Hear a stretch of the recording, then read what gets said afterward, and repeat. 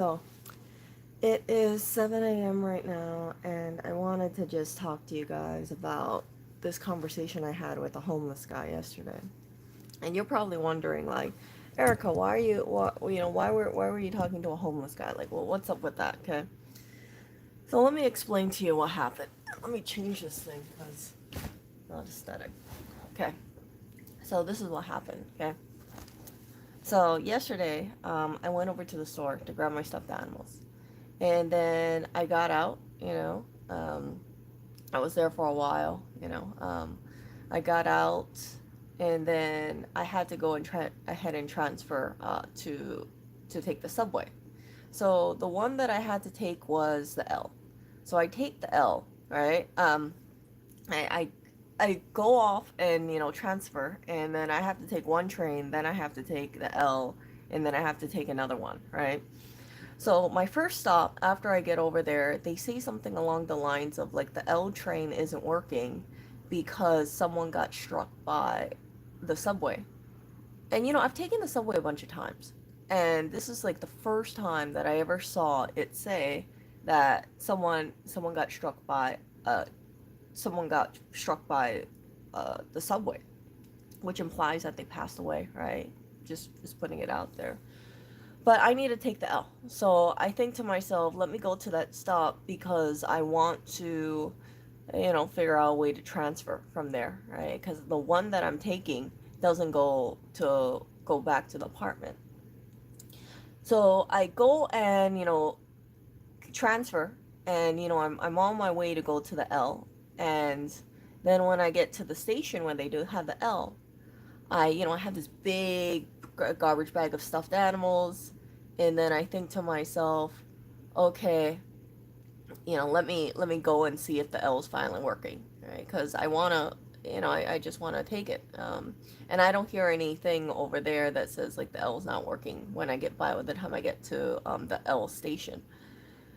So while I'm walking to the L stop, right? Because it's kind of like a maze and stuff like that. I see two signs. I see a homeless guy lying, like kind of sitting down on a milk crate, and his eyes are closed. And I see these two signs. Now, normally when I see those like signs, it usually says something like "hungry, cold, please donate," that kind of stuff. And there was two signs. One sign said something along the lines of "happiness is a mindset. Think positive." And the other sign says "nobody normal succeeded. Be yourself." I walk about 15 feet. Now, mind you, it's about 9 p.m., right? I really should be going, right? I walk about 15 feet, and there was something about it that made me turn back. So I look at the signs, right? I think about the signs and I think, oh, maybe I should take a picture, right? The guy is sleeping. It looks like he's like sitting there in his milk crate. His eyes are closed. So I think, okay, well, I don't want to bother him. So I'm just gonna take a picture and then get going, right? So that way I can share it with you guys. Because as you guys know, I've been saying mindset is everything. And when I walked back, right? Because it was about 15 feet, right?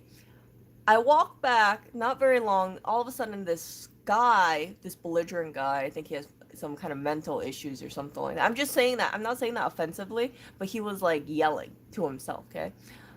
He starts, saying things and it wakes this guy up. And I'm thinking like, man, I wanna take a picture to share it with you guys, but now he's awake and I don't want him to think offensively of me if I take a picture because maybe he's gonna think I'm taking a picture of him. And that's not the case, right? I just want to take a picture of the sign. So I go up to this guy, right, who just woke up, and I don't know what mood he is. And I imagine he's agitated because he was closing his eyes and, he got woken up. But I say, Erica, you gotta communicate. So what do? I communicate to him, hey, oh, I don't want to be disrespectful or anything, but is it okay if I take a picture of your sign? It's something that I think is really helpful. And he looked at me and he had such a softness in his eyes and he said, yeah, sure, go right ahead. That's why I write these signs. Anyway, there was something about his spirit that it just felt so godly. Like, I'm not kidding you guys. There's something like, just like something so short, like just talking to him, just that one sentence made me think there's something extremely soulful about this guy. Very rarely do I actually think that way of people, okay? Because yeah, there's a lot of people out there. You talk to them, it's like whatever, or like they're a nice person, and it's just like kind of like everybody, it's kind of polite, or maybe they're a little warm, but they're not like super warm, that kind of thing. But this guy, it's like talking to a person who is like affiliated with the church. That's the best way I can put it in. They have so much, yeah. For one, oh, thank you. May have takers, just a thought. Yeah, so thank you, David. Seriously, thank you so much. For one leftover plushie with autograph. I think you should sell them as merch. May have takers. Yeah, actually, I might think about that, but we'll see. Like that's a good idea because I just like what's the thing I wanted about the plushies is like when I get, plushies can brighten people's moods, right? And you guys know, right? I have issues with depression and anxiety. And one of the reasons why I got so drawn to plushies is because when I see their little faces, it just brightens my day up so much. Aw, shipping for plushie, keep the change. Aw. Yeah, you know what? Yeah, I'll, seriously, David, thank you so much. Um, so, yeah, I'm sorry, Dave. I'm just getting. That's really sweet of you. Um, yeah. So, I spoke to this guy, and I told him, I said, sorry, I don't have any cash on me, but I like, is it okay if I just learn more about you? And he said, sure. And he was telling me about his life, and he was telling me about he's been homeless for about one year, 1.5 years. But his resolve about life was so strong, you guys. And he was telling me, he said, I asked him, I said, how is the homeless situation in New York? Because I'm not familiar with how homelessness is in, ever. I mean, I told him, I said, I want to be respectful to you. I've heard there are things, programs in place to get people off the street. How is it? And he told me, he said he can't go to the shelter because he went to the shelter and he got beat up, outside. And there was something that happened that, he got into a fight, he hurt his leg, and he said, that's why my leg, you see it in this boot. He said, I need to get surgery, but the surgery is free, but the problem is that he needs a place to recover because he's not going to be able to use his leg. He can't be on the streets. And yeah, he says he was hopeful that he would find housing, and he needs to make money so he can get off the streets, and then that way he can focus on his recovery. But until then, he has to keep going. And I asked him, what about these homeless outreach people? Can they get you in some kind of transitional housing or so? He said, oh, yeah, there's some organization. I forgot it was. He says there's like volunteers that go around and they say they help people. He's spoken to them, right? He's given them his phone number, and they never call him back. So as much as he wants to get off the streets, it's like the only option he has really is going to the shelter, but there's no housing he can get into. Like, they're familiar with this situation. They're familiar that he needs surgery for his leg because he hurt like some kind of tendon or something, snapped or something like that on his foot. I forgot what it was. But there's something about his tendon in his, like a ligament in his foot, that needs surgery. They're going to have to cut it or something like that. And yes, for recovery time, he absolutely cannot be on the streets. He needs to be, indoors. But yeah, he hasn't been able to find it. And his spirit, you guys, Like his spirit, he could have been bitter about life. He could have been bitter about his situation, but he chose not to. And I told him, I said, it's very rare for people to have that kind of mindset about to be on the streets, to have to need surgery, to not have housing, and here you are. You're so much stronger than so many people that I know. And you have so much, I told him, I said, you have so much dignity and you have so much like strong spirit. I said, how do you do it? He told me that he says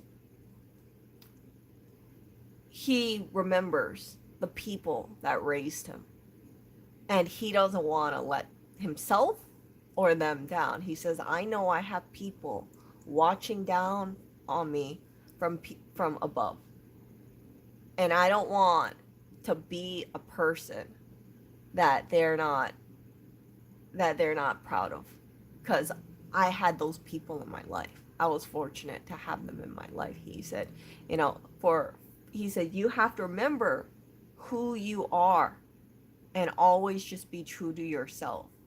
And then he also told me, he said, any problems that you're going on in life, you're not your problems.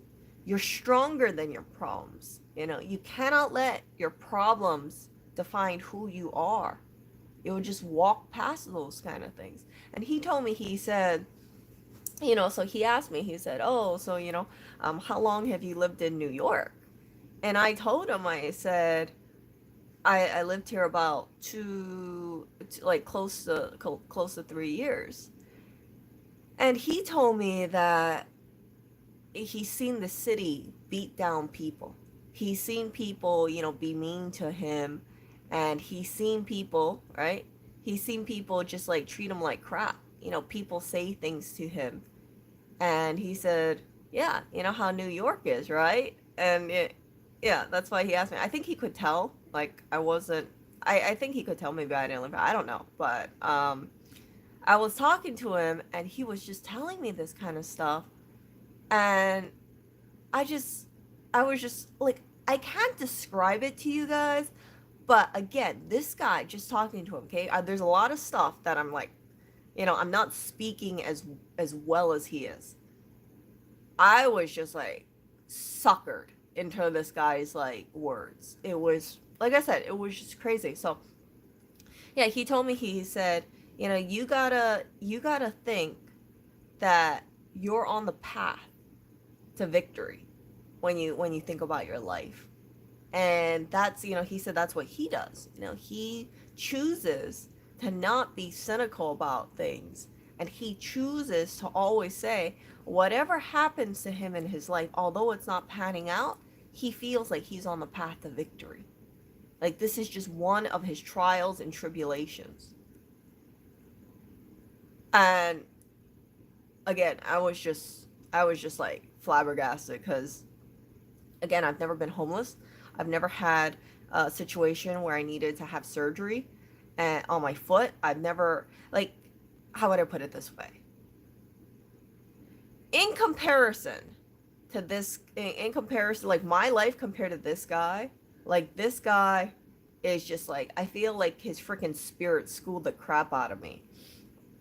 So yeah, he was talking to me, and he said basically like always be a good person. And there's a lot of stuff, there's a lot of stuff that he had spoken to me about, but it's just like the general gist of it was that he didn't let his problems break him down. He refused to let them break him down, and he just said, yeah, he told me, he said, you got to watch out, like the people that you surround yourself with too. And it's like some of the stuff that I tell you guys, like he was like saying it to me, but like 5 times better than the way I say it. And he said, because the people that you're around, right, like you need to be around good people. And he finds that for him, it's hard for him to have good people. It's hard for him to find good people in New York outside of, his little circle of family and things like that. So as a result of that, he says he chooses to mostly keep to himself. And that's why he has so much composure, because he doesn't allow certain mindsets, right? Because remember, he's homeless, right?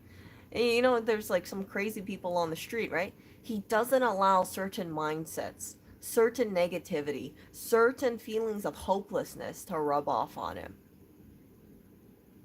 And he said, I choose to focus on my own mental health, and I choose to focus on, getting out of the situation than just looking and just letting myself sink to those feelings.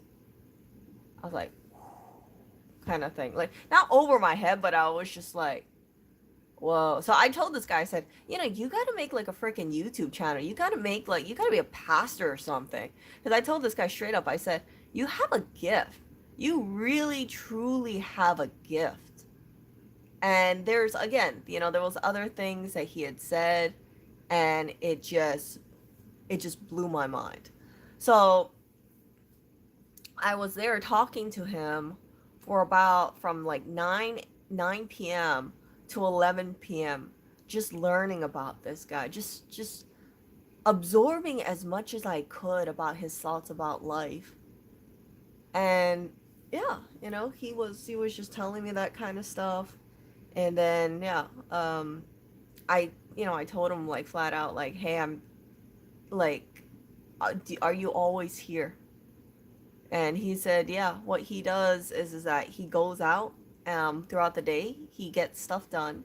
He says he goes to the library, and he learns new things, and he improves himself, and he tries to, you know, not let his mind stagnate. And I was just thinking to myself, for frick's sake, here I am, like the total crybaby, getting lost in my head for about 2.5 years. I've been open and transparent about this, right? You guys know this, right? And as this freaking guy, on the other hand, he's homeless. He doesn't have a place to go to. Yet he's freaking hustling in terms of his mind, just trying to like improve himself. Not focusing so much on his situation, but just focusing on him. And he says like, yeah, he comes back to this the stop, right? Like the where the L stop is, and just he sits there from like starting at like about 5 p.m., and he just like waits, having a sign up, and then he sees familiar warm faces. And he says, again, some people choose to insult him. But what he does is he doesn't even look at them when they insult him, because he says, I don't want to give them the mental energy that thinking that I care about what they say. He says, you need to have a strong mind. And I was just thinking to myself, like, here I am thinking about freaking YouTube comments getting under my skin, right? Like, I don't care about this stuff. And I said, well, you're ignoring them. I understand that, but what if these people like talk to you, and what if they get offended that you're not looking at them? What if they escalate? And he says, oh, I want to see them try and approach me. Like this guy, right? He's about, I want to say it, I think he's about like maybe 250 pounds or so. He looks like he's about 6'4". Yeah, he's like really tall, right? But he's also like, his just the way he is, it's like, depending on like, because he's so tall, right? Like, you would not want to get into a fight with this guy at all. But yeah, his spirit is so warm. But yeah, he has that physical advantage, because most people are not 6'4" and like 250 pounds. And yeah, so he just had a lot of confidence about himself, a lot of warmth about himself, a lot of security in himself. And just to see a person on that level, where they could have been so broken, so pessimistic about life, so cynical about life, and to see him have that kind of vibe, I just thought, man, I gotta elevate, kind of thing. Like, yeah, so I've been touching upon that kind of stuff. And he told me, he said, The stuff that you go on in life, the stuff that happens in your life, again, you can let it break you, or you can let it be one of those things where you can tell people you understand how it is. You'll see a lot of like overlap, right? Like I've spoken about some of the stuff on stream, like some of these concepts, but this guy, like again, this guy doesn't have a place to go to, okay? Like for him to say that, right? He says like sometimes when he has these signs, people go up and they tell him like how much those signs help them out. And I was telling him, I said, these signs, to be honest with you, I said I just came over here from another station, and this L train over here, someone got struck by a subway. I don't know if that person got pushed. I don't know if that person decided to do a permanent solution. But your signs can prevent someone from getting into the mindset where they say, screw it, let me just, stop the pain, stop the suffering. This is some heavy stuff. Like, I'm sorry if I'm triggering you guys, but again, you have to understand, right? These kind of signs where they say like keep positive, like positive, like happiness is a mindset, stay positive, nobody normal succeeded, be yourself, okay? If you are in a dark place and you are going off to maybe do something to yourself, if you see a sign like this, that could be the thing that pulls you out of it and says you want to move on. And yeah, it's like that's the thing about this sign. It just like there was something about those two signs, right? Those two things that just really resonated within me. And that's why I spoke to this guy. And yeah, I told him, like I said, I had no cash. And he said, that's completely fine. He says, like, uh, he says, like, don't worry about it. Don't worry about it at all. And yeah, but yeah, when those 2 hours, I saw people give him money. He says, oh, that guy over there, he always gives me like a few dollars. He says, that person over there, they always give me a water bottle. That person over there always tells me to keep moving forward. And it really touched me, he it just really, really touched me. And yeah, he said, I told him like my insecurities, I told him about that stuff, and he just reiterated to me like, you are not, you are not your problems. He said, you can get, you're stronger than that. And yeah, oh my gosh, like I'm crybaby again. Oh my god, yeah, I actually cried to him. I cried to him just talking to him and just telling him about all this stuff. And I said, thank you just for being so communicative. Thank you for sharing to me about your mind and your life and things like that. And he told me about, all the learning stuff and all the stuff that he's gone through. He told me, he said, he has, he told me about his life, and he told me about his relationships with people. He told me about how he got married young, and then, he got married about like 19 years old, had a kid, and then afterwards, he let go of someone. He didn't treat them very well, but by the time, right? By the time he realized how stupid he was, because, he said he was young and dumb, he said that it was just way too late. And that was he had 3 kids with that woman.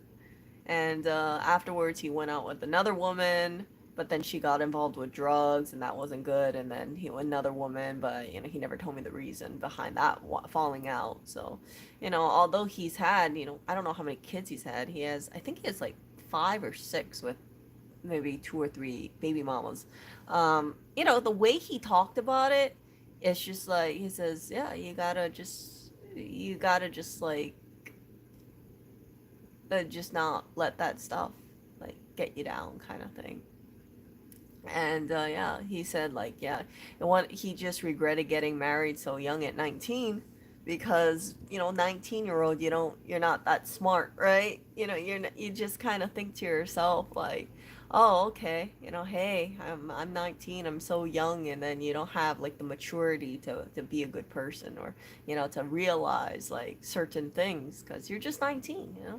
So that made me think about marriages too. I thought like, yeah, for the people who get married at 19, makes me kind of think about that kind of stuff where sometimes people just say, "Oh yeah, I regret getting married so young."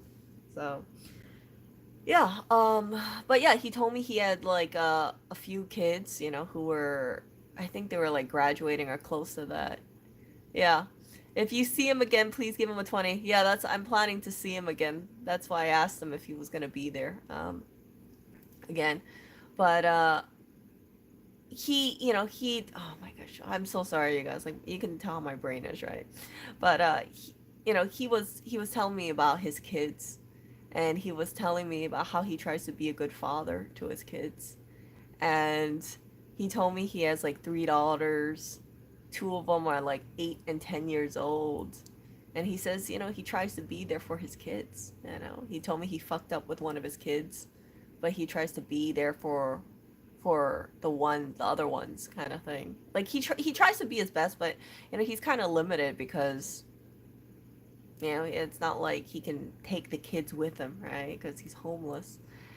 And I told him, I said, hey, I have a bag of plushies here. I gotta sell them. I told him, I was flat out. I said, yeah, And he asked me, he said, so, well, those are some, like, I told him I had to sell them. And then I told him, like, hey, just, look through this bag. Let me know, take two plushies, give them to your daughters. And because they're 8 and 10 years old, I know that's like a demographic for plushies. And yeah, he took them, and he said thank you. And I told him, I said, this is gonna sound kind of cheesy, but I want you to tell your daughters about how, the things that I spoke to you about, and how you really helped me, because at the end of the day, I want your daughters to realize what an incredible man their father is. And I want them to see those plushies and just be reminded of it, because yeah, I was extremely appreciative of this guy, just like him talking to me about his life, me sharing some of my insecurities with him, me him comforting me about things. And yeah, it's like that kind of stuff, and he had told me, he said, while we were talking, he told me, he said, oh, aren't you, he told me, like, oh, it's getting late, shouldn't you be going? Like, he didn't say it like that, but he just said, like, oh, it's getting late, you know don't like, it's something like, it's getting late, and I hope that you don't stay out too late, kind of thing, because you need to get home safely. And I told him, that's when I told him, I said, I don't have anybody at home waiting for me. And he told me, he said, well, at least you're in a warm home. And I just like, oh my God, I was just like freaking crybaby, because, I just thought to myself, like, oh my gosh, Erica, like, you don't realize, like, all the stuff that you take for granted, right? Like, just having, like, a place that you can stay in, having access to food. And yeah, I just realized, like, for freak's sake, Erica, like, jeez, man, this guy just could have been so cynical about life, but he just chooses to be so much better. He's so caring and loving towards people. And, he doesn't let, again, he, he's just, I felt like he was, like, godlike, like, godly, like, yeah. So I mean, like, even there, he was just like wishing me that I got home safely, and here I am, like, I can't be able, like, get home safely too, because he has no home to get to, you see. And yeah, he's just a really, really wonderful person. And he says, like, we can use our experiences in life to help other people. He said, and he was just talking about that kind of stuff. He says, like, I really, like, brightened his day, kind of thing, warmed his night. And he said, thank you for taking the time out, to tell me about, the difference that I make in the world, because that's what I try to do.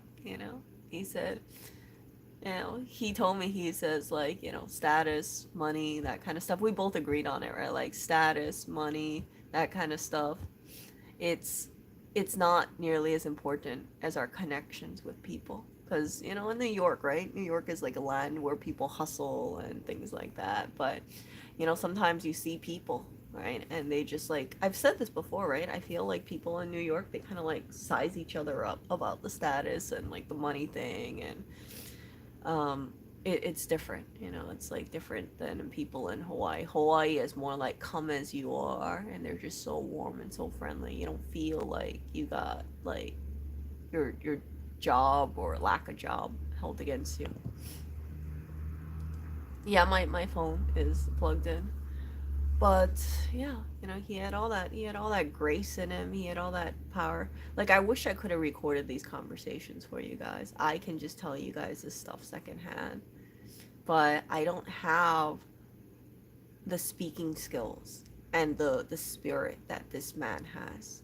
And yeah, so um I did ask for his phone number, and I did say, if you don't mind, can I chat with you every so often, because you're a really special person, and I know this sounds like, I told him something along the lines of, you have a gift within you, and I really do enjoy talking to you. Like, I spoke to this guy for 2 hours, okay?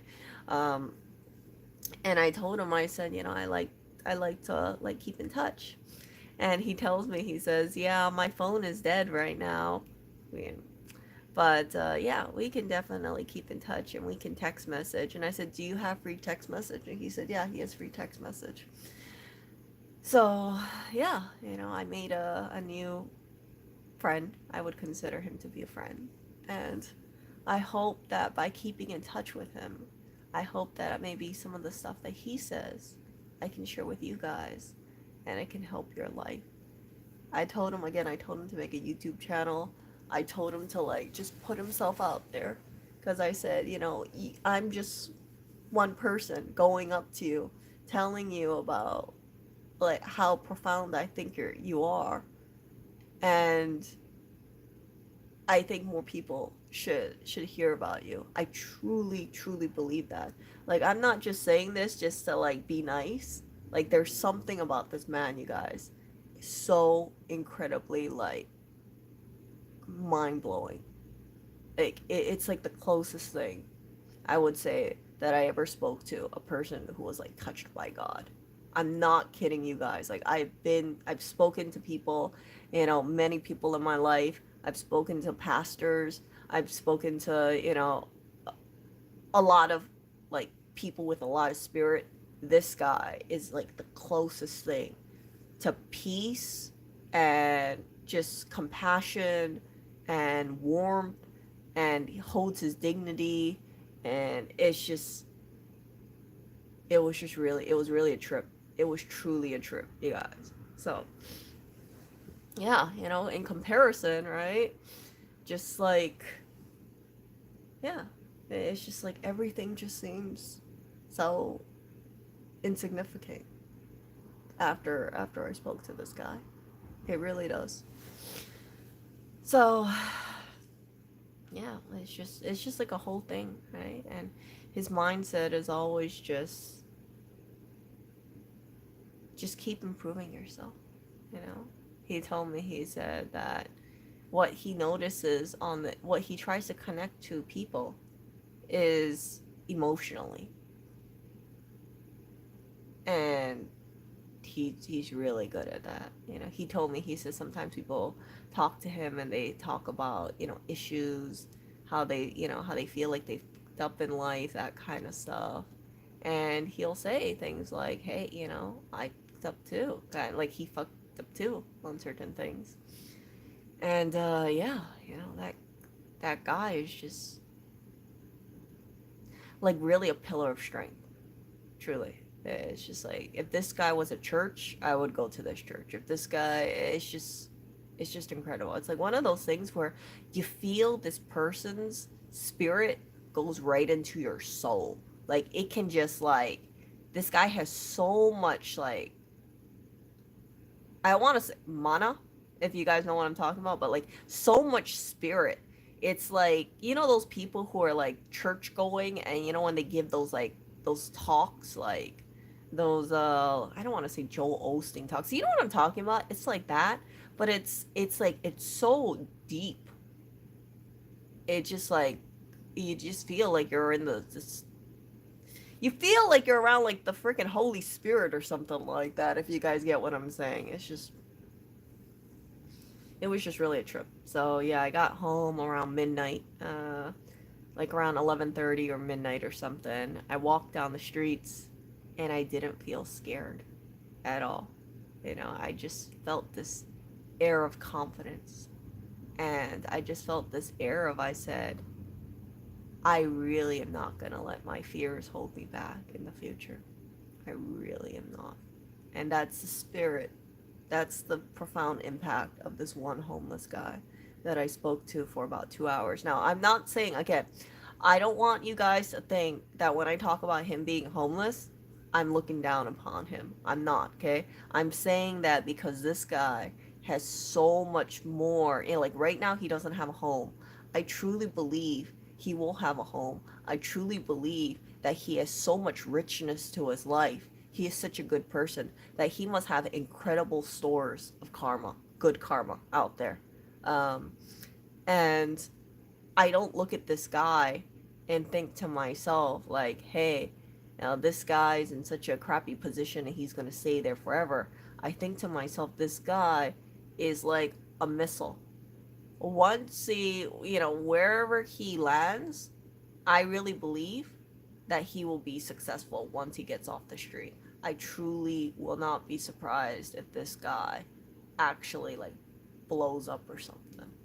And again, I say this as a person who's met a lot of people in my life. I've spoken to a number of people. This guy is just something truly, absolutely golden and incredible. I'm not hyping him up because, you know, I'm just trying to flatter him. There's something about this guy's spirit. If you come across it, you feel like you have just gotten some kind of like mental cleansing, mental awakening. Yeah, yeah. So, yeah. But yeah, he did, you know, I don't want to like talk too much about myself, but yeah, he did tell me, he said basically that I gotta just stay true to myself. And he says, you know, you gotta just, you know, he said you can't be like, I don't want to say, how would I say it? Hold on one moment.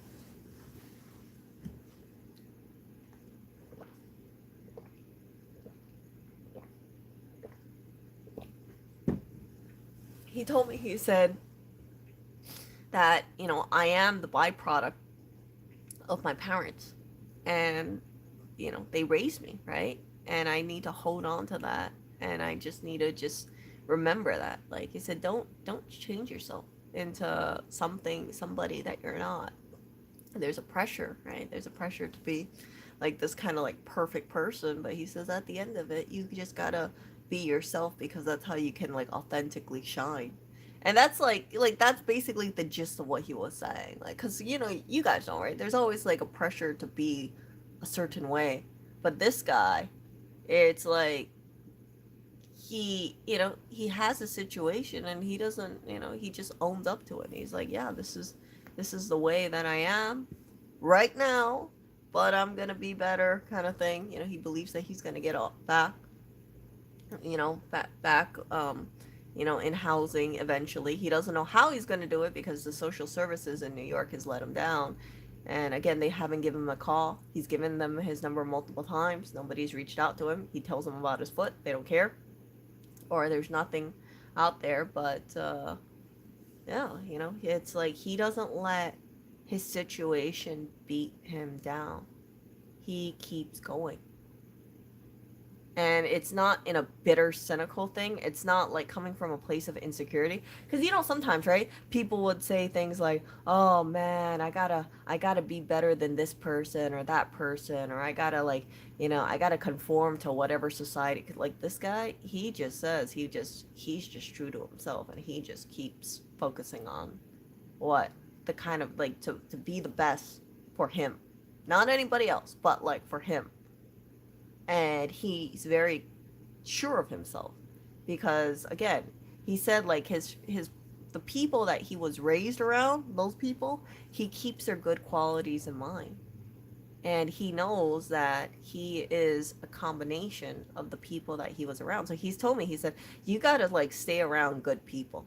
He said, if you want to be better and things like that, you have to keep good people in your life because that's how you get better, right? That's how you like people rub off on each other. And I did a stream about this, right? I think I said something, I forgot, like watch who your friends are or something like that. And it's true. It's true. Like, this guy, right? Remember, I told you he kind of like he's kind of like by himself because he realizes that yeah, if he's around crappy people, their mindset is gonna rub off on his life, and he chooses not to keep those people around. He'd rather be by himself than have negativity get into his head or toxic thinking get into his head.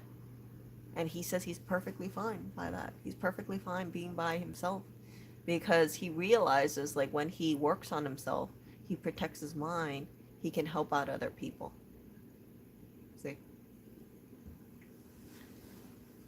And that was just something that just made me think like, holy crap, like holy crap, kind of thing. So it's just like it was just like everything was so condensed and it was so well put that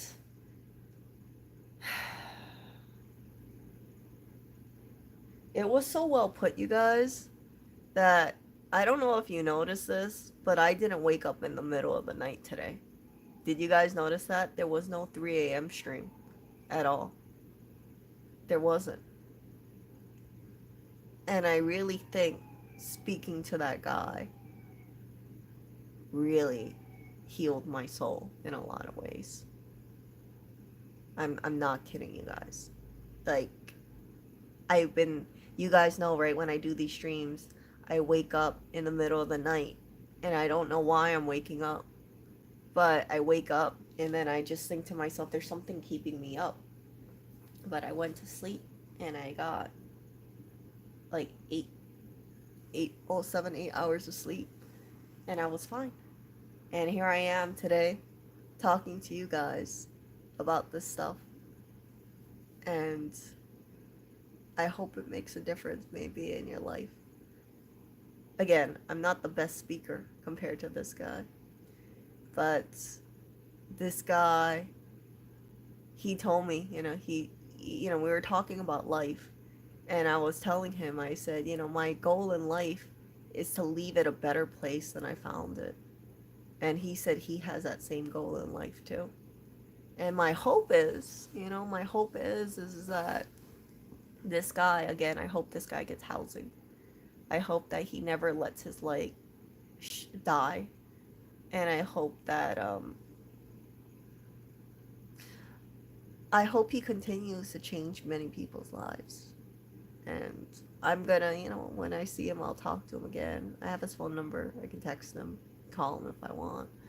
But this guy was just absolutely incredible.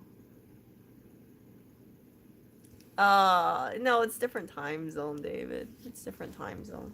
But yeah, this guy was absolutely incredible. Just amazing. Absolutely amazing. Yeah, and afterwards, I asked him, right? Remember how I told you I want to be a little bit more aloha-like and just be true to my roots? I asked him, I said, I told him, I said, would it be all right if I gave you a hug? And I gave him a hug, and it was such I just felt like there were certain things in me that just felt like it got released. Like once I opened my arms and once I gave him a hug, maybe you guys are gonna think like I'm over emotionalizing it, but it's like I felt like my mind had so much clarity and so much calmness. And who knows, I like to hope that maybe a part of him just having that conversation, I hope that it retains within me and I can share it with you guys and I could share it, with other people in my life. Yeah. I mean, like, you gotta think, right? Like, I'm not crying because of like I feel bad about him, okay? I'm just like really emotional, okay? Like I said, I'm a freaking crybaby, okay? So don't look too into these tears and think like, oh, Erica's gonna have a shitty day or anything like that, okay? But my goodness, that guy had such a beautiful soul, you guys. He had such a beautiful spirit. And I have to say, like, you know how people believe that people are, people are like the sons and daughters of God, or, kind of like we're placed on earth and God loves us so much. This man, I truly believe, was touched by God. I truly believe that. And just to come across a person that with that much spirit, it's like, I feel like I just really needed a something like on that level in my life, because just that spirit was just so beautiful, you guys. Like I said, if I don't, like I don't think I could capture it on camera, and I think it'd be kind of, you know, something for me to capture things on camera. But this man, you guys, if you ever come across him, this man is just really touched by God. I again, I truly, truly, truly, truly believe that this guy is is just something really special. Yeah, and yeah, the guy, as I told you guys, he has his leg issue. He's missing his front teeth. Um, but when you talk to him and you can feel that spirit within him, you don't think to yourself like, oh, this guy has all these like shortcomings. What you feel when you talk to this guy is, this man is so incredible. Geez, I feel like I'm getting schooled. I feel like he's not like, chastising me at all. That's not what he was doing, right? But it's like once you see it, you're like, for fuck's sake, man. I'm just like, it just like kicks the crap out of you mentally, right? Like, here I am. Think about it. I have a charger. I have a Rode microphone charged in. I'm lying on a bed, right? And I'm not gonna be here for very long. But I mean, like, don't no no that's not it. Okay. I mean, like, I don't mean like I'm gonna be like something's gonna happen. No, I'm just saying like I'm not gonna be here. You know, here like very long. But like I got to get on with my day kind of thing. But yeah, it just makes me just feel like a total, like, a lot of people, they have a lot of strength within them, and they have the potential to have a lot of strength, but they don't see their strength because they're too caught up in things inside of their head. Does that make sense? I think you guys get what I'm saying. Like, this guy has so much issues, so much problems, but he chooses to be better than his problems. He chooses to just not let those problems beat him down. And he chooses to be around good people, and if he can't find good people, he'd rather be alone. Freaking insane. Freaking insane in a good way. So yeah, this guy is like not just like level up, he's like freaking boss level up. And oh, here I am under a bunch of blankets. I have a nice pillow over here, you know, a down pillow over here. And this freaking guy, you guys, he doesn't have a home. He doesn't have a down pillow. He doesn't have a charger with him. And he's just so much more full of life, and so much full of wealth, and so much full of, all these kind of things, compared to a person who is lying on bed right now just talking about this stuff. Like, that's what I'm trying to get at. Like, this guy has so much within him, and it just makes a lot of things seem so insignificant in comparison. Yeah, he transcends his situation. So yeah, I don't mind talking about things like that, because yeah, when people think about certain things, they might be thinking like, oh, Erica, Erica's like, Erica's going through like some things in her brain, and yeah, but this guy, holy crap, man, just you just feel like an awakening, a true awakening. Yeah, this guy's about 40 years old. Believe it or not, he's pretty young. He's 40 years old. And he asked me, he said, how, if you don't mind me asking, how old are you? And I told him, I said, I'm 33. And he says, I said, I'm 33 years old. And he says, no, you're 33 years young. And yeah, he told me, he said, you're young.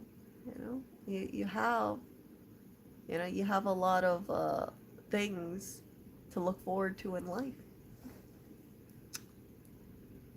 And I never thought about things that way. It sounds stupid for me to say it, but I never thought about it like, yeah, you know what?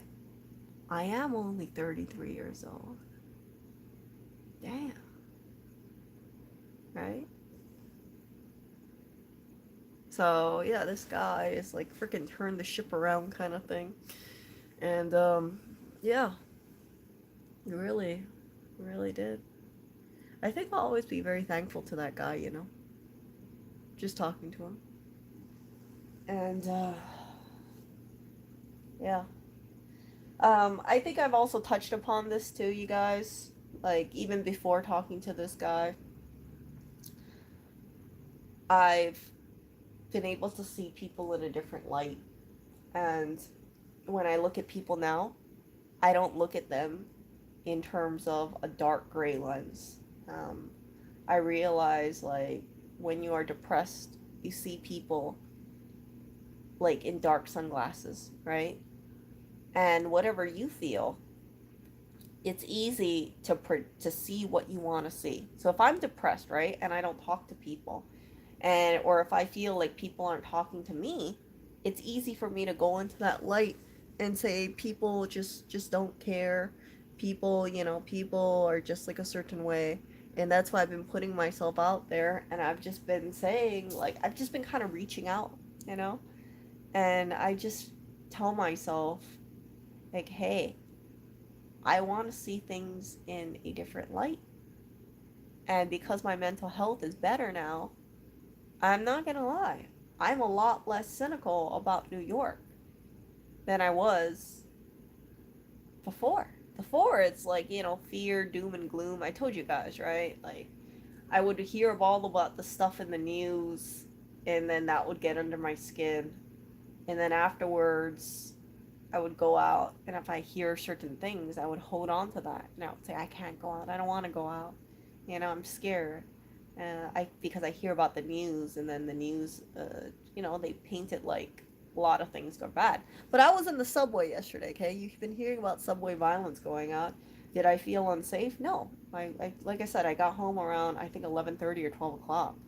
Do I feel like I did I feel on edge? No. I just felt I just felt free. You know?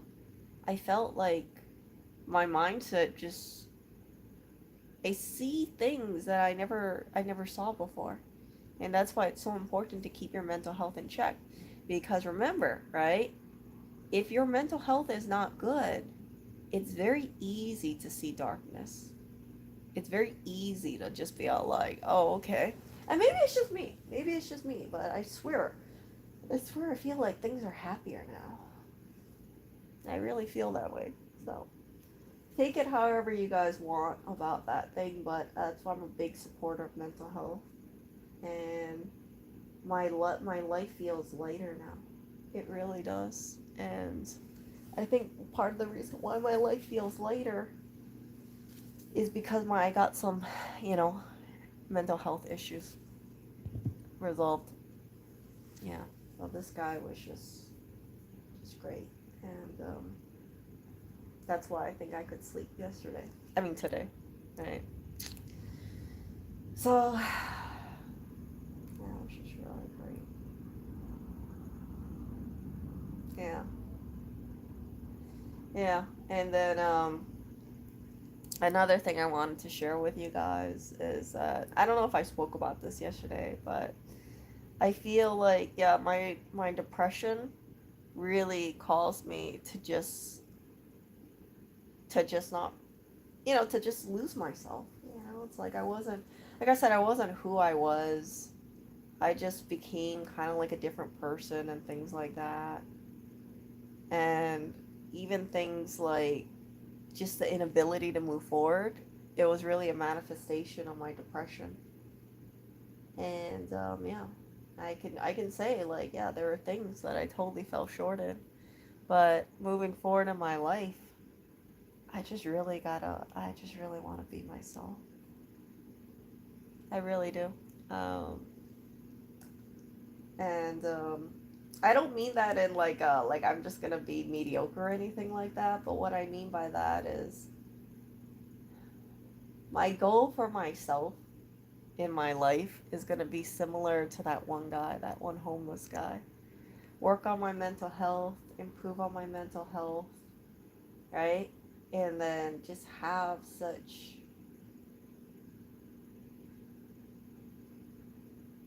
wisdom and have mental fortitude, be a more positive person.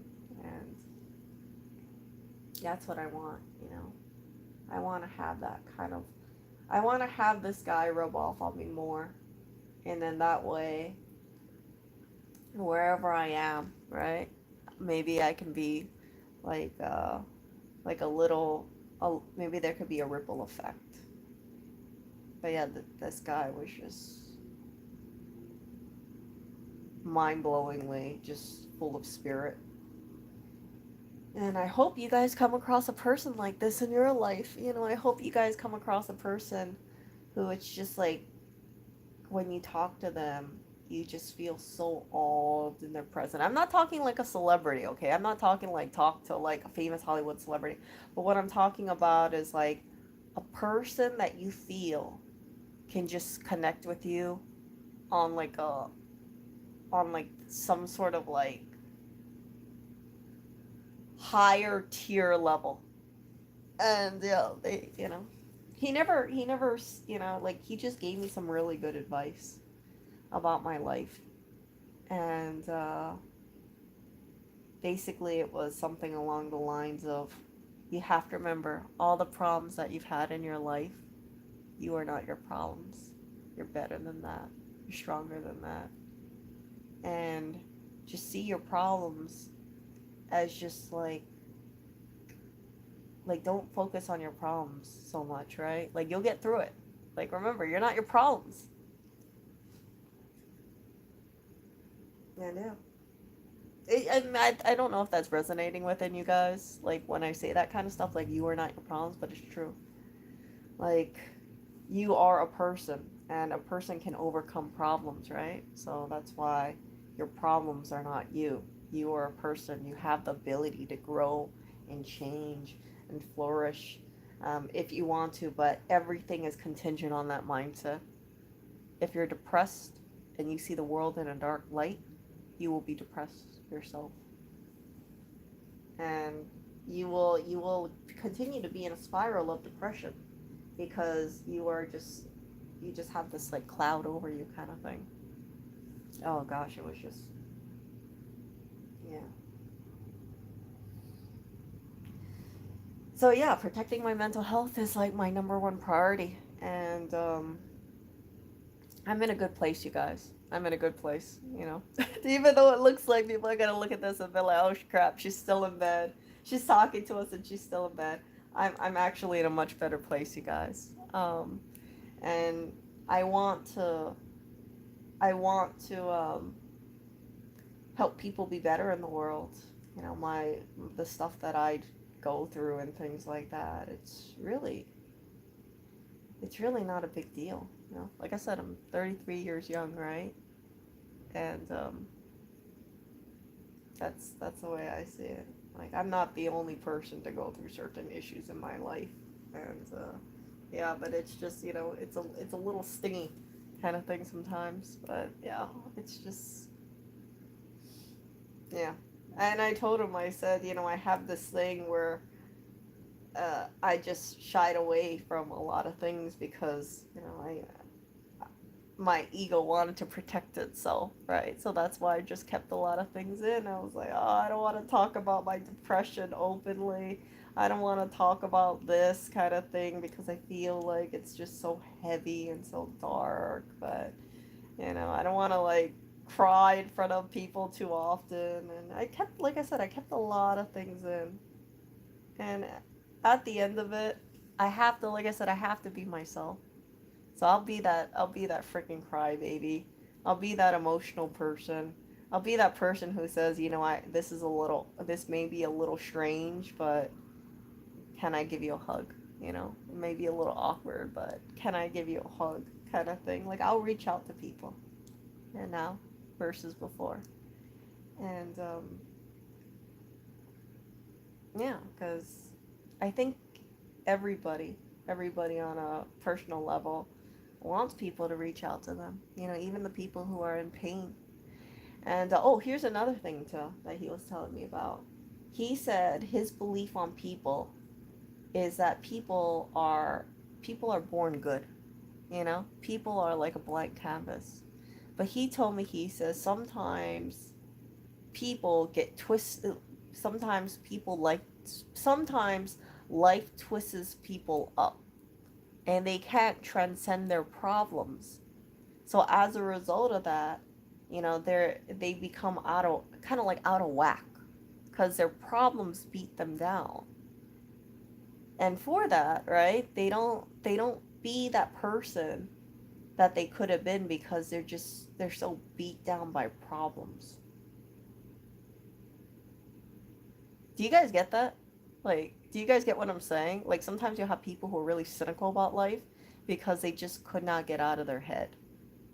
And their problems or their obstacles just dictated their mind, right? It shaped their mind, and then that's how you see people get so you know hateful towards other people, so cynical about things. It's just that inability to just say, hey, yeah, there's some shitty things that happen, but whatever. Those are just problems. I'm not a problem, you know. I'm a human being, and you guys get what I'm saying here? You guys get what I'm saying? Like, for instance, right? Let's say, like, if you have like a weight issue or something like that, right? Like, let's say you have a problem with like working out.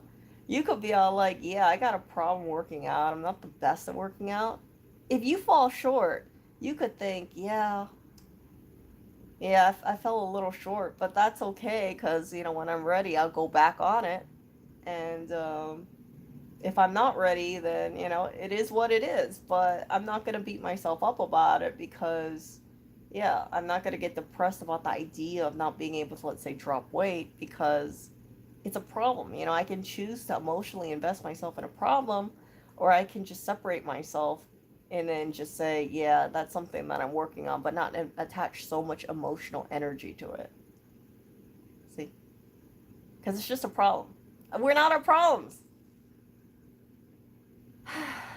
Like there's more to us than just whatever circumstances we face. You know, there's more to us than just obstacles. And yeah, I think like just me talking to this guy, like I said, it freaking blew my mind.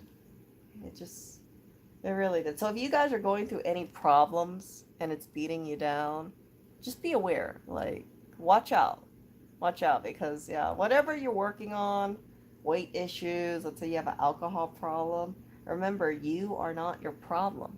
You're something separate. The problem is in your life, but that doesn't mean that your worth and your value as a human being is all contingent because of that problem.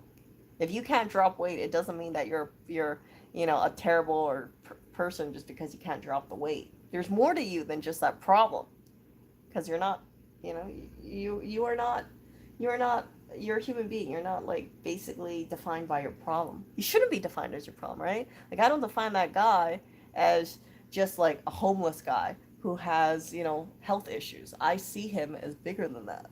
I see him bigger than his problems. So yeah. Oh. Yeah. yeah, so I hope that this stream was helpful to you guys. I got a lot of stuff that I got to get going today, and just a ton of stuff. But I really do, I do just wanted to. I did want to share that with you guys, and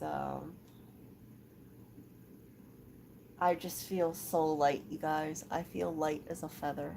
I really, really do. I just think to myself, you know what? Life is not that serious. Life is, I mean, like, I hate to say it that way, but, like, there's such a beautiful thing about life. And yeah, I hope that I always, I hope that I continue to stay in touch with this guy, and I hope that I can talk to him and share those things with you guys as well.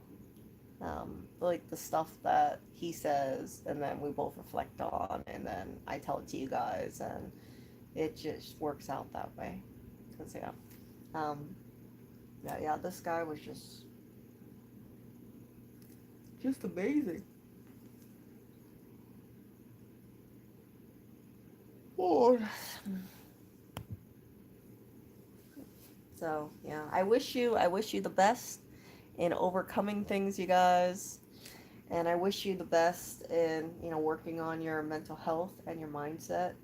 And as always aim to be a good person, right? Don't aim to be the coolest person. Don't aim to be, someone that you're not. Just be yourself. Just be the beautiful, just be you. Just be you beautifully. Seriously. You don't have to prove anything to anybody. Just work on your soul, work on your spirit, work on your mind, work on making, in my opinion, making the world a better place. And once you achieve that kind of tranquility, I really feel like your life is just like become more diamond like, right? Diamonds are not made because of easiness, right? Diamonds are, what is it, carbon put under pressure, or coal or something like that put under pressure, and then it becomes a diamond. And that's how I think people are, right? You go under pressure, and you have to say, will you let that pressure break you, or will you just see it as like an opportunity to shine?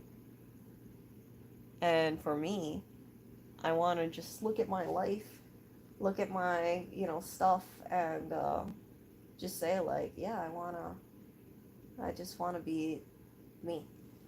I don't want to have to be anybody else but me. I don't want to have to be anybody.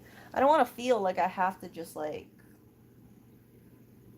fit into, like, a narrow way of thinking. Because I've told you guys, right? Like, for instance, society has these expectations of people, especially women, and I don't want to like pigeonhole myself in that stuff.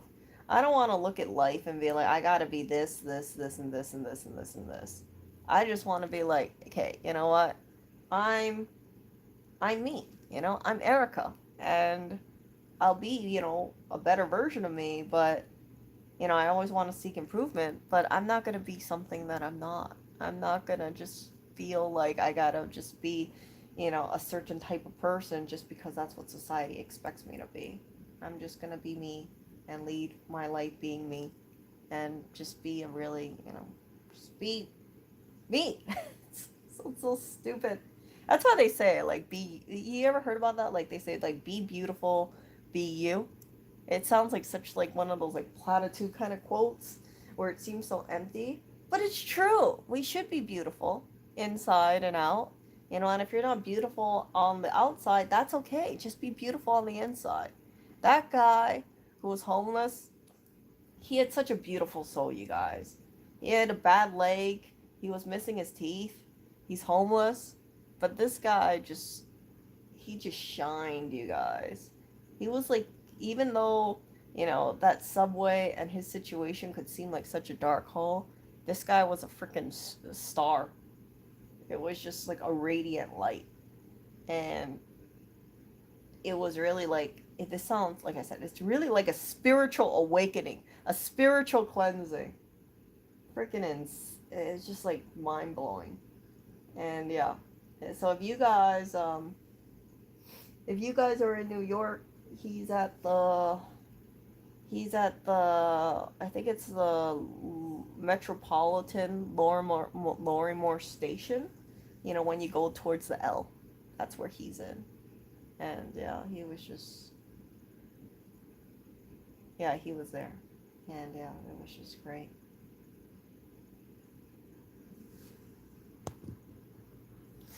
Yeah, so all that stuff. It's just, I just feel so great, you guys. I feel so much more happy and confident about life. And a lot of my insecurities, I just felt like it went psh, psh, like that, like just gone. And just talking to him yesterday, I think was one of the best investments in my life. Seriously, like because everything starts with the mind, right? If your mind is not healthy, it affects everything else. And yeah, just a really, really good conversation and spiritual awakening, spiritual cleansing, and I hope more people can talk to him. Okay, you guys, I will talk to you guys later, and you guys take care. Remember some of the stuff that I shared. Again, I'm not the best speaker. I'm just me, kind of thing. My speaking skills are not as inspirational. I don't want to say inspirational, motivational, but it's not on the level that this guy has. So there's a lot of paraphrasing here. But there, some things I paraphrased, some things I didn't paraphrase. And yeah, this guy just had so much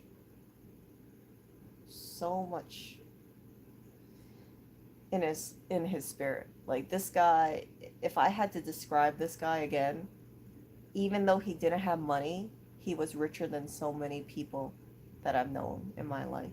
This guy just had like so much gold all around him, and you could feel it. Yeah, and yeah, I really believe he will be rewarded one day for his spirit. Oh, in the comfort of the bed. Yeah. I should have been more professional and things like that, but I'm just like I said, I'm just being me. I know people would say, Erica, this is like you don't give a crap about how the way you show up in your audience.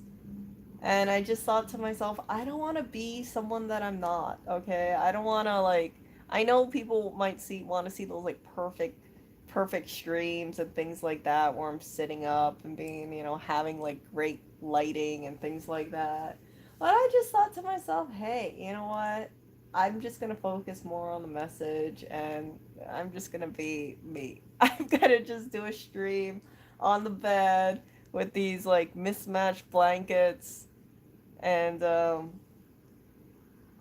this is not the most flattering angle for me at all, but hell with it, I'm just gonna be me. I'm gonna be unapologetically me moving forward. And yeah, I can always fix those things. Like you see me, I think yesterday I did a stream where I was sitting up, but today I just wanted to lie down and just talk to you guys about it. I didn't want to feel like just, I'm just like, I just wanted to stay in bed, okay? It's cold. It's cold. It's cold. It's cold, and I'm just comfortable having my head over here rather than having my head upright. So I just while I was just lying in bed, I just wanted to talk to you guys. Oh, and this is my Captain America shirt. I love Captain America.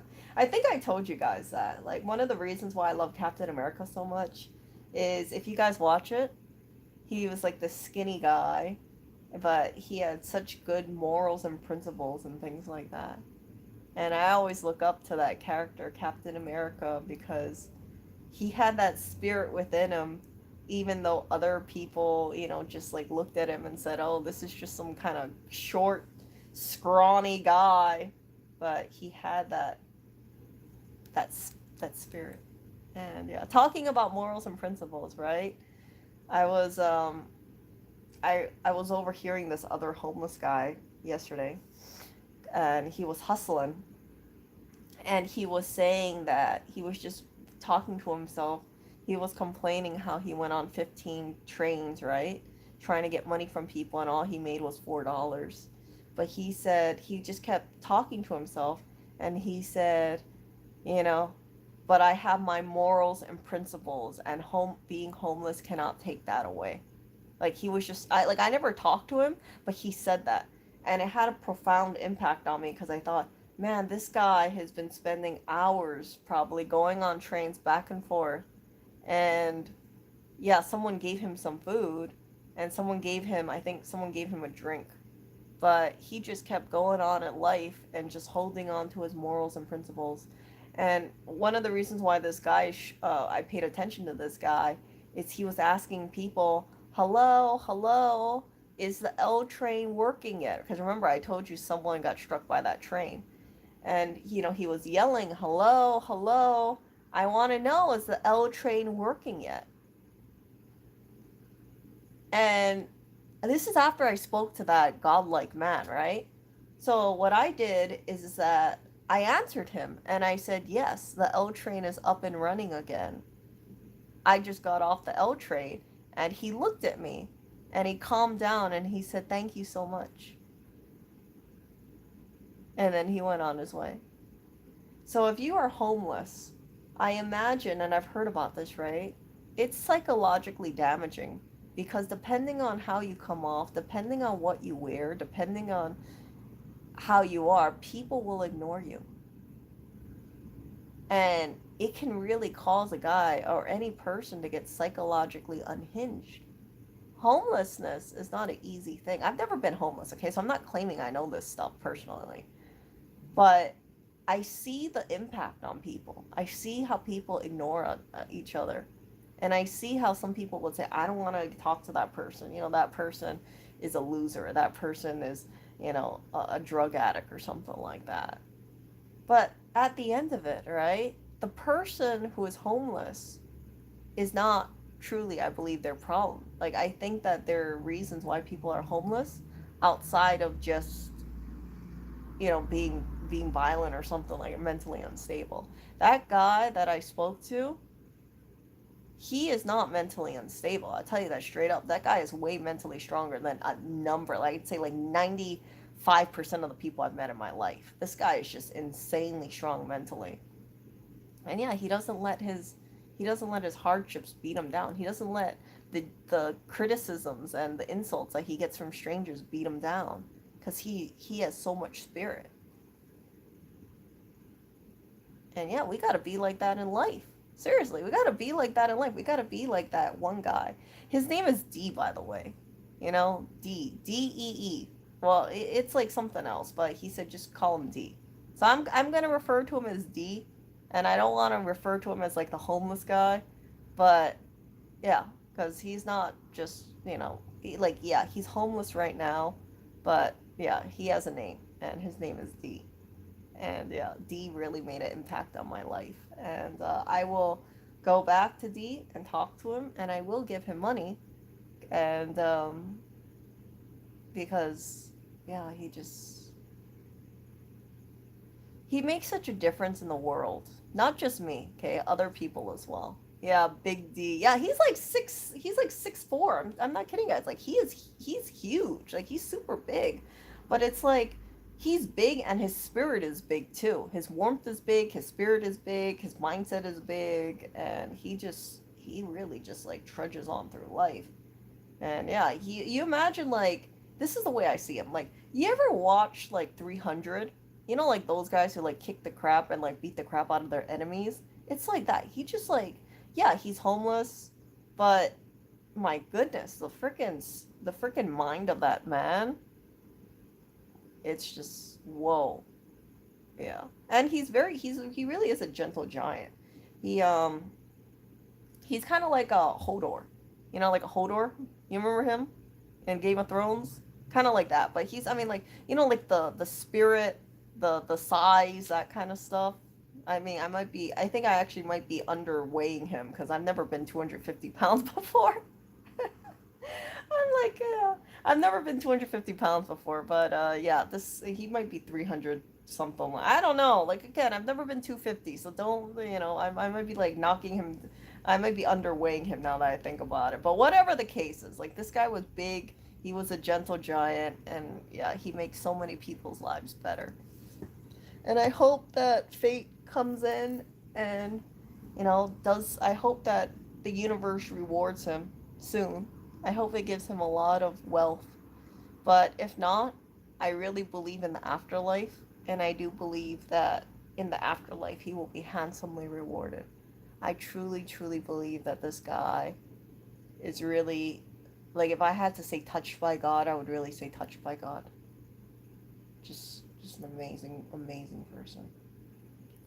And yeah, his talking to him is, I believe, like the reason why I was able to sleep straight yesterday. I mean today. Yeah, so yeah, my lips are dry. I'm getting a little fidgety about that.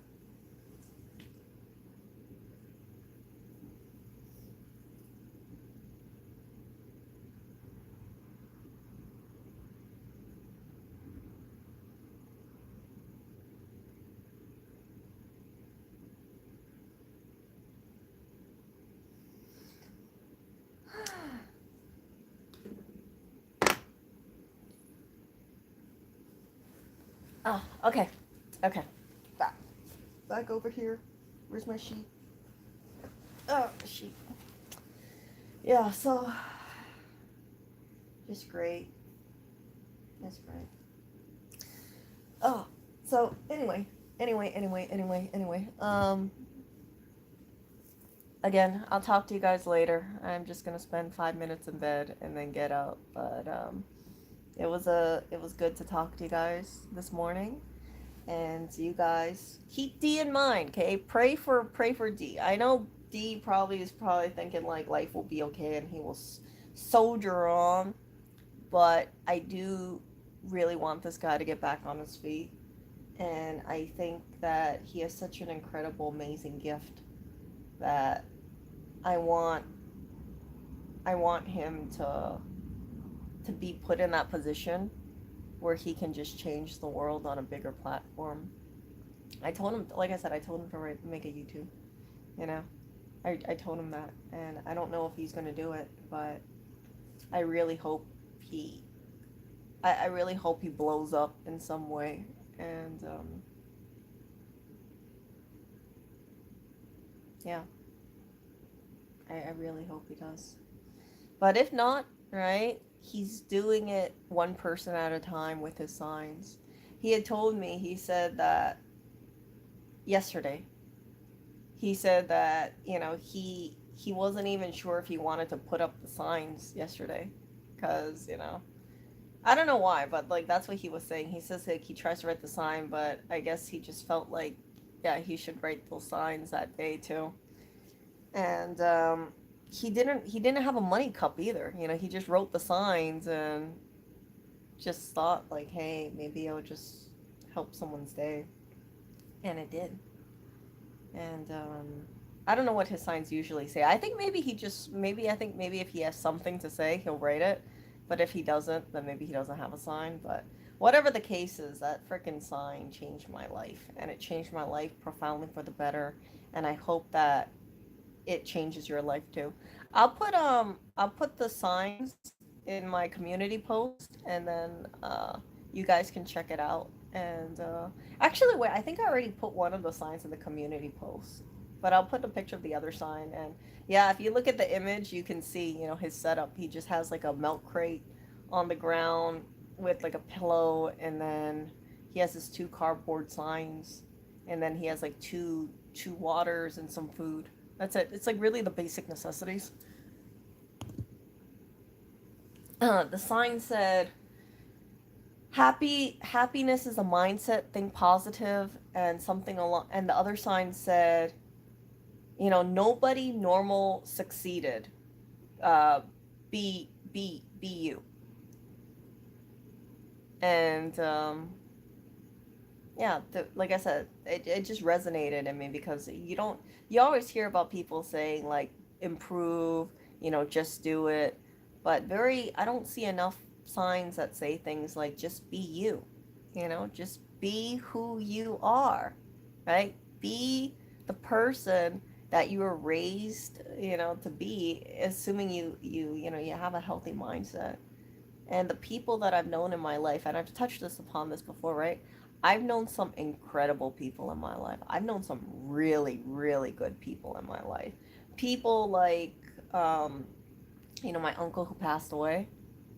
You remember that one? I've spoken about him. That uncle, and then I have another uncle who is still alive, and he is like a top quality man. He takes care of his wife. He takes care of his mother-in-law. He helps, he takes care of the two kids all by himself. He works like multiple jobs just to, just to, you know, just to help out his family. And he could leave. He could leave his depressed wife, but he chooses not to. His wife is in a wheelchair now. She has mobility issues, yet he's still so loving and caring, you know? She's a fraction of who she used to be before. Before his wife, my aunt, she was so radiant and so lovely, so sweet, kind of like just such a beautiful a bright flower, right? And then over the years, she has had health issues. And when I see her, right, last time I saw her was last year, she's a shadow of who she was. She's heavily depressed because she can't walk anymore. And her mindset affects how she comes off because now, right, this formerly talkative, beautiful, beautifully talkative woman with such a beautiful soul is now quiet. And she has nothing really to say because she's still stuck in her head. You guys kind of get where I'm getting at. Like, I'm able to see that kind of stuff because I've dealt with depression. And even though my uncle could leave her and say, screw this, I don't want to deal with her butt, you know, he chooses not to.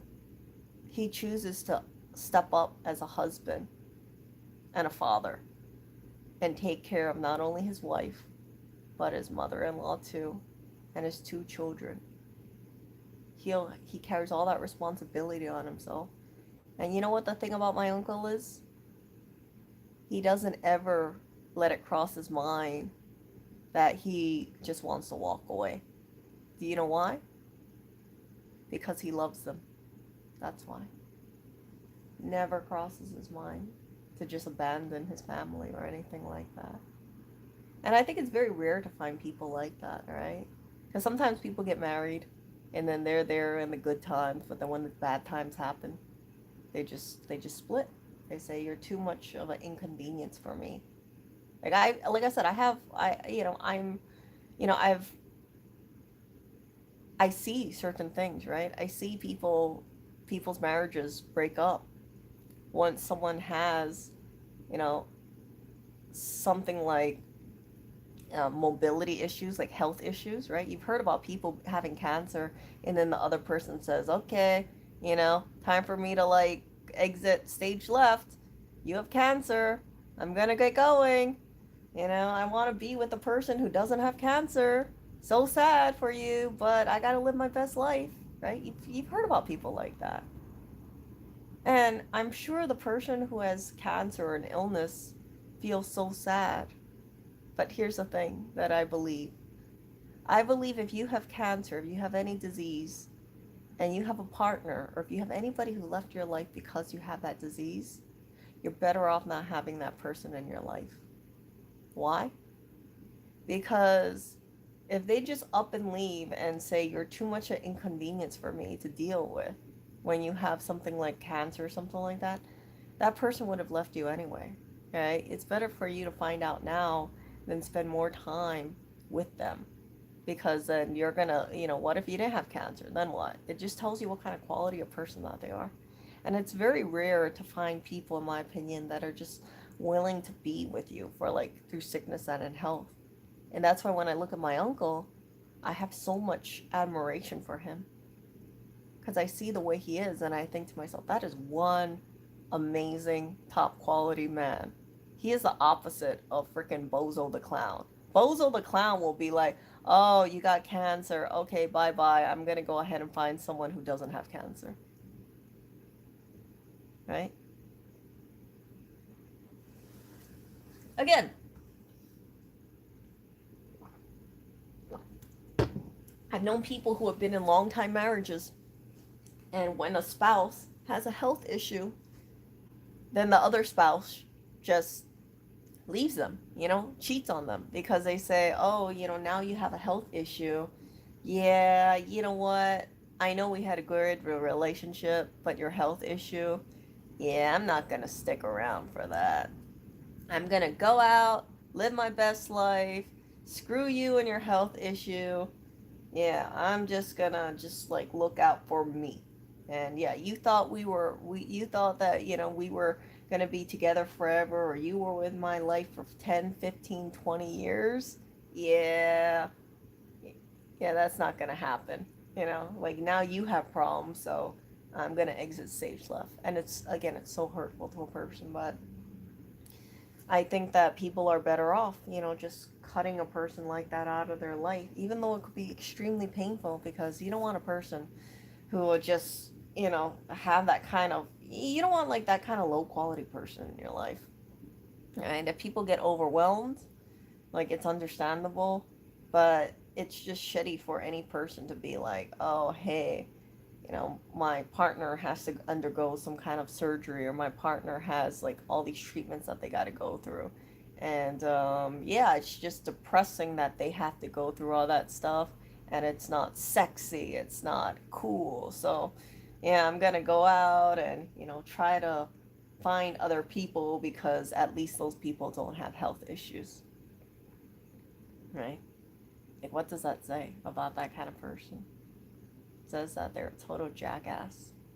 Really, really, you don't want to be around a person who just like ups and leaves your ass once you have like a health issue. So yeah. So those people, right? Those people who, let's say they're battling cancer and their partner leaves them, and they're so hurt. Like although they might not think it at the time, it's like I hope that those people recover from whatever they have and they live an even better life. I truly hope that. And then if that person who left them comes back, they shouldn't take them back. I don't care how much history those two people have. I don't care if it's like a 20-year marriage. Like I said, I say this from knowing people who have had this happen in their life personally. Like they cannot, it's like it's such a big breach of trust. You can't go back from that. That kind of stuff. It's like you weren't there when I needed you, kind of thing. And yes, like you had some stuff that you were going through, health issues, but it's also not just like physical body stuff. It can also be mental health issues too. And yeah, if it just too much, like once you overcome those kind of things, I think to myself, like, yeah, it's just not worth it. That's just me though.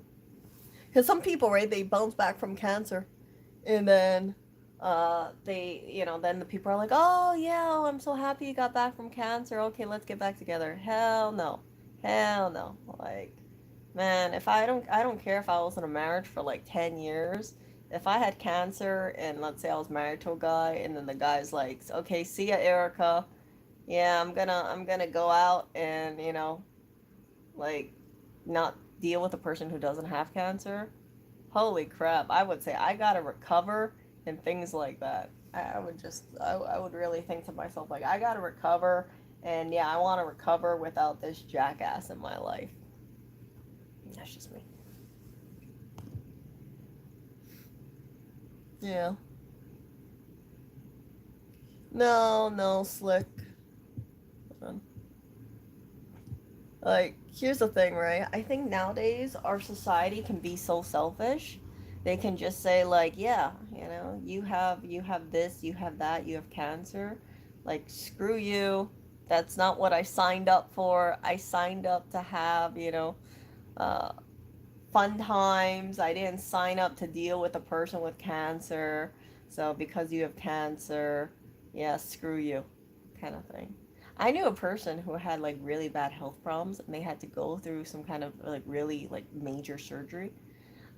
And yeah, their spouse just like checked out because of that. It was just It was just too problematic for them to deal with. It really was. And yeah, it's like, it was really sad because you thought that they were just a really good couple, but turns out when she had health issues and things like that, the guy just like up and left. But you want to know something? That guy that up and left, he's not happy with his life. I guarantee you that he's not happy with his life because that woman was a really good woman. Really, really, really good woman. But, it just got too, it was just too problematic for his freaking clown ass to stick around. Like, he just could not do it for her. And yeah, she was with him through his like thick and thin times. And yeah, when she had a health issue, right? He just like freaking went into clown thinking. Yep, he just flaked. He said, "Okay, yeah, you're not fun anymore. You're not this anymore. You have health issues." And human beings have health issues, right? There's some people who have to get like, uh, surgery for this or that, and yeah, it happens. But yeah, but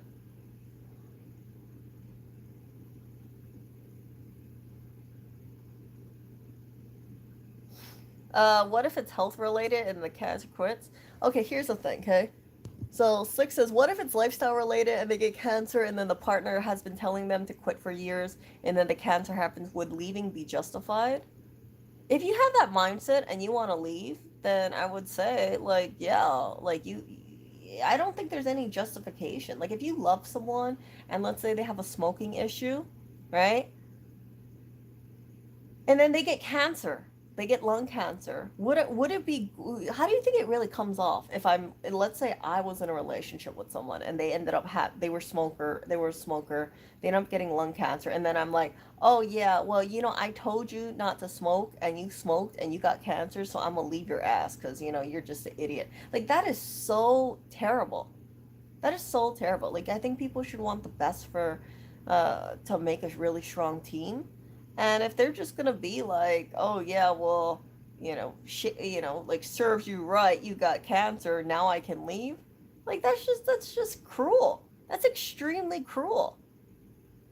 Like, I know people who smoke cigarettes, and I've been telling them for a while, like, freaking stop doing this like nicotine stuff.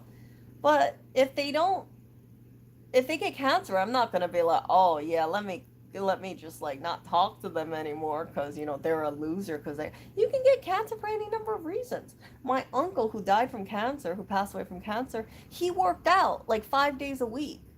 He was fit. He didn't have toxic or bad habits. Like, cancer just happened. Like, I don't, cancer happens. Cancer happens to people who are healthy too. All it takes is really like some wrong cells forming and then multiplying, and then it gets tough. But I wouldn't be all like, I wouldn't be all like, okay, yeah, I told you not to smoke. You smoked. Yeah, okay, yeah, it just like tough luck kind of thing. That's your problem to deal with. I'm out of here. Like, is that, you think that's really love? That's not love at all. Love is being through a person through thick and thin. Just like digging deep and being all like, instead of saying, how does this relationship serve me? You say, how can we be best for each other? You can't be like all selfish or just be all like, oh yeah, that person now has some kind of like shortcoming. Oh yeah, let me dump their ass kind of thing because they're not perfect, right? Or they don't have their health anymore. If you really love a person, you will stay by their side. But if you fall out of love and you want to leave them, then yeah, you can do that kind of thing if if that's what you choose. But I wouldn't say that's like, if you're just gonna up and leave when someone's battling something like cancer. I don't think that's commendable in any way. I don't think you can really justify that. People would just, and I hope that person would recover and then look back at their life and they're like, man, that person just weeded themselves out. See? Crap, hold on.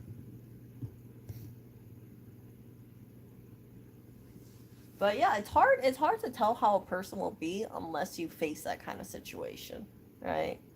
Like you don't know how that person will be unless you have like a health issue, and then um and then yeah, it comes up. So that's why I'm saying, right? Like as much as like people in this day and age is like, oh yeah, they think that relationships are easy. Relationships may not be easy. Like long-term relationships may not be easy at all, because you want to be with a person who you feel will be like a rock to you.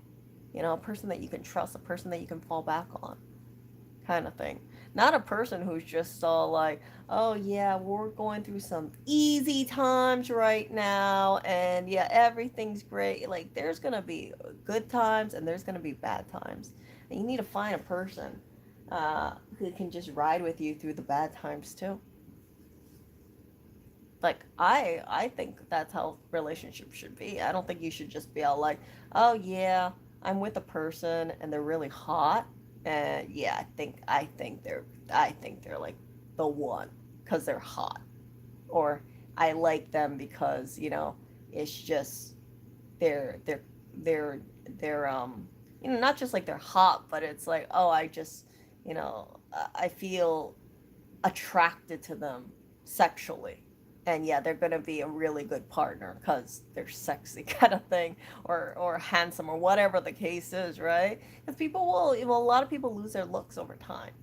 And if you have that kind of one-dimensional relationship where they're like, oh, but they're hot, don't be surprised if that hot person like leaves your ass eventually for another person who also thinks that they're hot. Or don't be surprised if you're just dealing with like one kind of dimensional person, that they're not going to be around when times get tough. Because yeah, there's more to life than just being attractive, like outside. There's more to life than just having certain things, like fancy stuff. There's more to life than that. And I think that ultimately we need to focus on the quality of the people in our life, not just superficial shit. Not just like, oh, okay, this person is handsome or this person is pretty and that's it.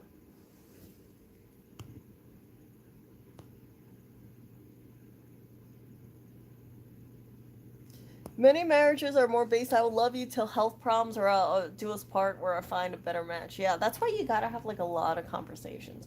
You guys gotta make sure you're on the freaking same page, because you don't want to end up, let's say, 60 years old or something like that. You end up with a health problem, and then your partner's like, oh yeah, like, yeah, that sucks that you lost your looks. Yeah, I'm a exit stage left because you're not like pretty anymore. You see?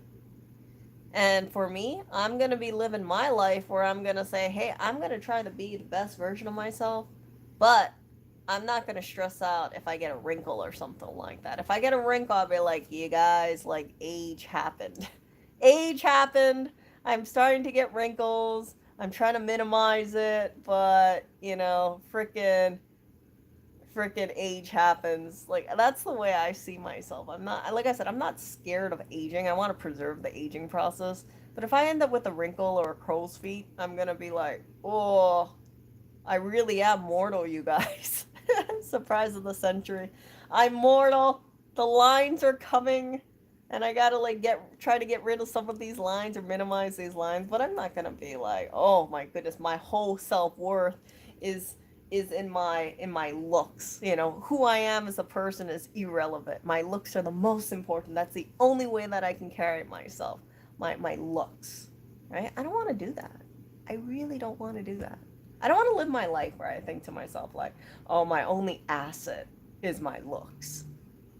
Because I think women are conditioned like that. I think women are just conditioned to kind of feel like your looks are like the most important thing.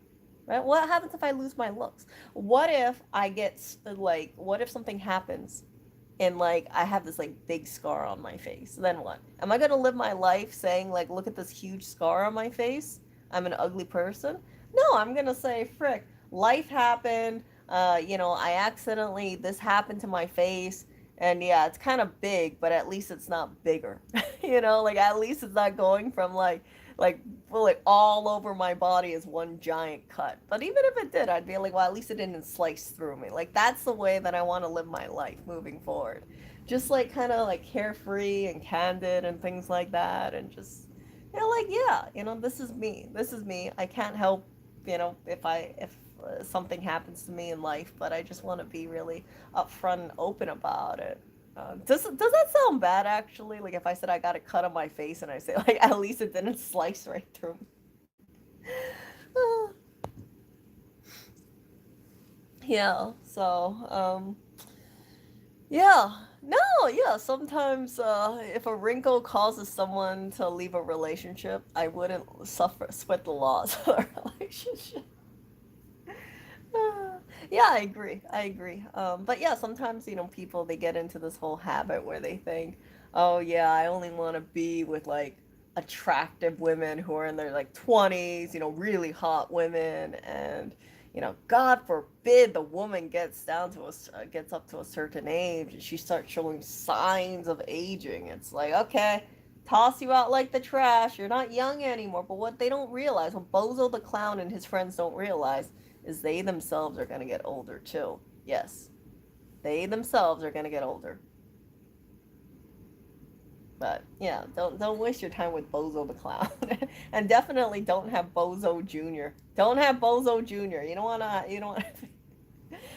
to have like the freaking circus like around you. And I'm talking about that too, like not just like talking about guys, but like women too.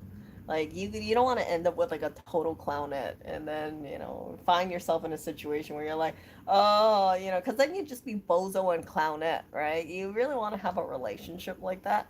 I wouldn't want a relationship like that. I want to be in a situation where a guy's like, oh, Erica's like pretty, so I like her, and that's about it. And then I'm like, oh, yeah, this guy is, I don't know, handsome, so yeah, I want to be with him. And it's like, what happens when he loses his looks, right? If I had that kind of thinking and then I lose my looks, then what? Bozo and Clownette break up because they're no longer attracted to each other because they lost their looks. Just something to think about. Something to think about, you guys. So, yeah, there are people like that. And I think that's one of the reasons why the divorce rate is so high for people. They're like, oh, yeah, they're no longer sexy. They're just, yeah, or they have a health issue now, and it's just too hard for my clown heart. Yeah. So all those things is just things that I talk about. And yeah, I know my clown videos really polarize some people, and some people are like, "Why are you so hateful towards guys?" I'm like, "Look, I'm not hateful towards guys. I just urge that there's better quality guys and better quality females. I can admit, you know, like there's some clownet behavior in me, and I'm trying to like work on that kind of stuff, and I feel like I'm really going in like a positive direction, and it makes me truly happy and joyful to kind of look at myself with a different mindset and just radiate, try to radiate. And I'm just gonna have fun in my life. I want to just kind of look back at my life and say, hey, you know what, I wasn't perfect. I might have not been the like the best chick in the world. That's definitely not. I'm not gonna be on like people's 100 most beautiful list or anything like that, and that's okay. Because at the end of it, I just gotta be me, right? And you gotta be you. You guys gotta be you. Okay, you guys gotta just feel like I'm just getting better. I'm not my problems, and just yeah, and just focus on being ideally a good person. I am. You know what? I don't like clown behavior because I think clown behavior is just so toxic. It's like that backwards kind of like childish kind of thinking. It's like, oh, this is so tough. My wife or whatever. She's going through some cancer treatments, and it's so hard, and I didn't sign up for this life of hardship kind of thing. And yeah, I know she needs me, but I'm gonna leave because I saw this hot piece of butt at the cafe. And yeah, that is a life. that I want to have. I want to be, like that kind of thing. It's just like, dude, you just good job. You just threw away, all this relationship you had with a person because they have cancer. Like, yeah, that makes you then what? Does that make you a real man? No, that just makes you a man of convenience, a man where you're just not even a man. I would just say a clown. Okay, I don't want to disparage men in that fashion, but it would just be a clown where it's just like, okay, well, you just thought with your little head, and you just went where your little head wanted to go, which is, the path of least resistance, right? Like, okay, you don't want to like be there with your wife. Okay, you just want to like go out and just be like, okay, yeah, she has a health issue. Let me just find someone else. That's not good. It's not good at all. So don't be a clown. And if you feel like you're going to be that person who exits stage left when the person has health issues, to be honest, you shouldn't even be in a committed relationship. I'm not even going to lie. Like, I don't even think that those people should be in relationships, because they will cause a world of hurt and pain in case that partner does have a health issue. Yeah. Why would I want to leave if I why would I want to be with someone if I don't care about them? Well, I mean, like, okay, Sebastian, there are some clowns and clownettes where they say, "Oh, but they're hot." So I want to be with them cuz they're hot. And cuz they're hot, yeah, I love them. But then once the looks fade, right? It's like, okay, you're not hot anymore. You might be a really loyal husband or wife, but yeah, you going through issues, that's too much for my little clown heart, or my clownette heart. So I'm a exit stage left, and see ya, like that kind of stuff, right? That's not good. That's not good at all. But yeah, people do that kind of stuff.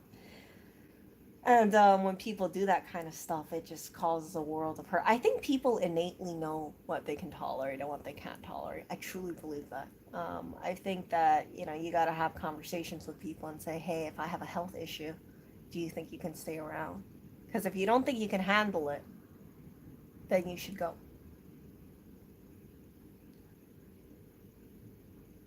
Right? Like, I would actually, hold on.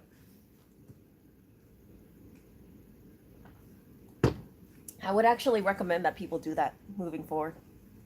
Have serious conversations, have serious conversations about health and that kind of stuff, because anybody can just be all like, oh yeah, I want to be with you because you're hot, right? But there's not going to be too many people out there who say, yeah, if I had a health issue, like if I had cancer or something, do you think you would stay by my side? Do you? And if someone says no, I don't think I would. I think you would be a burden to me. Like, I would just pull the plug immediately on that relationship, because I would say, well, that would be shame on me if I knew what was going to happen and I knew that person was just going to leave my life, right?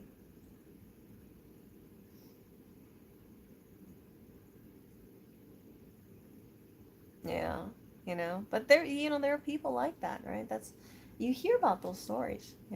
I know people who have been in those kind of situations, and I've known people where they have kids, right?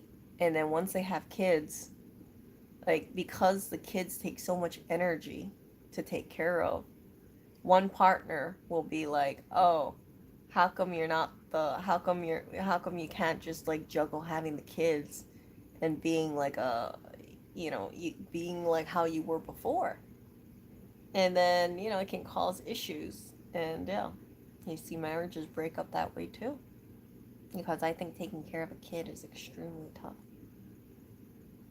And it takes a lot of like a kid is just like a lot of energy and stuff like that. But yeah, oh no, if you're a clown, it's fulfilling, because then you could just walk around and be like, look how hot my partner is, right? Look how hot my boyfriend is, or my wife, my girlfriend is, and be like, that turns into a trophy. You guys know that, it's like a trophy wife, right? Trophy, I don't know, they're really trophy husband, more like trophy wife. You have those guys who are just like, oh, look at me, I have such a high caliber woman, because she's hot. And yeah, all you guys are all jealous of my woman because she's hot, right? But I don't. I think it's, if you want to go for someone with the looks, go right ahead. But you got to find, I think it's better to find a balance. I don't think a guy is really all that if he's just with a hot woman. I really don't. I think that, there's usually that kind of setup, it's an arrangement, right? Where the woman, it looks a certain way. She knows her beauty kind of thing, but then she's also like digging her claws into a guy because she can financially benefit from it.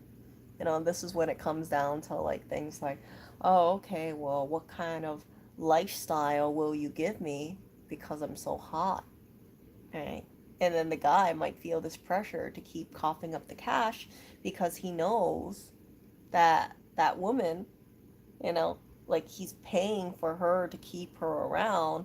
But it's like, do you want to have this level of hotness in your life? You got to keep paying up, you know? And yeah, I like I said, I know people like that. And, it is what it is. I know people like women who are do those kind of things. And yeah, I can tell you for a fact, right? Some of these women are very, like, they're very, what's that word? I don't want to say manipulative, but they're very aware. They're very aware about the transactional shit, the transactional nature about it. And, they know that their best investment is going to be their look, so they maintain their looks. And then when they know that their looks pay off financially for them, and that's why they maintain it. It's, a guy wants to be seen around a beautiful woman. Yeah, so I will talk to you guys later. This is getting way too long. I don't know how many people are going to listen to this whole 2-hour stream, but it was great talking to you guys. Gotta get on with my day, and I shall see ya. See ya!